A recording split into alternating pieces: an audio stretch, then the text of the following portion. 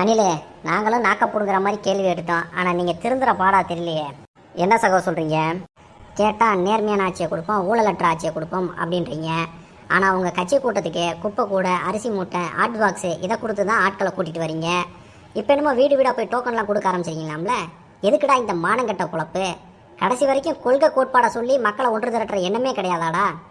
சகோ, அது எங்களால் முடிஞ்ச ஒரு சின்ன அன்பளிப்பு, ஒரு சமூக சேவை சகோ.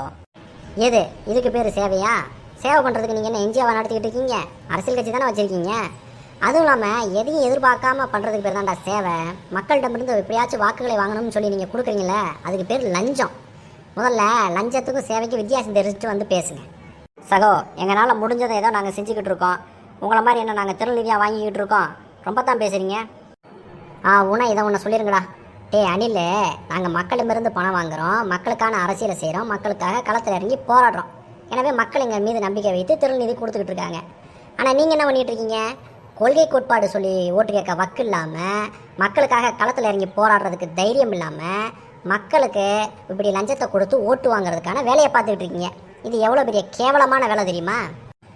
ஒரு அடிப்படையான விஷயத்தை புரிஞ்சுக்கானில, இங்கே மட்டும் கிடையாது, உலகம் முழுக்கவே மக்களுக்காக இயங்கக்கூடிய அரசியல் கட்சியாக இருக்கட்டும், இயக்கமாக இருக்கட்டும், இவை எல்லாமே மக்களிடமிருந்து நிதி பெற்று தான் இயங்கிட்டு இருக்கும். நீ வரலாற்றில் படிக்கக்கூடிய எந்த ஒரு மிகப்பெரிய புரட்சிகர இயக்கமாக இருந்தாலும் அவங்க மக்களிடமிருந்து நிதி பெற்று இயங்குவங்களாக தான் இருந்திருப்பாங்க. இப்படி மக்களிடமிருந்து நிதி பெற்று இயங்குவது தவறு கிடையாது. ஏன்னா மக்களுக்காக சேவை செய்ய வரவன் மக்களுக்காக போராடணும், மக்களுக்காக உழைக்கணும் தான் வருவானே தவிர, மக்களுக்கு இந்த மாதிரி சலுகைகள் கொடுக்கணும், பரிசு பொருட்கள் கொடுக்கணும், அரிசி மூட்டை கொடுக்கணும்னு எவனும் வரமாட்டான். அப்படி ஒருத்தன் மக்களுக்கு போராட வரேன்னு சொல்லிட்டு மக்களுக்கு அரிசி மூட்டையும், குப்பை தொட்டியும், குக்கரையும், மிக்சியும் கொடுக்குறான்னா, மீண்டும் அவன் ஆச்சரியத்துக்கு வந்து அந்த மக்களே சுரண்டி பிழைக்க போகிறான்னு அர்த்தம். அப்போ உங்கள் விஜய் சுரண்டி பிழைக்கிறதுக்காக தான் இங்கே வந்திருக்காப்லையா?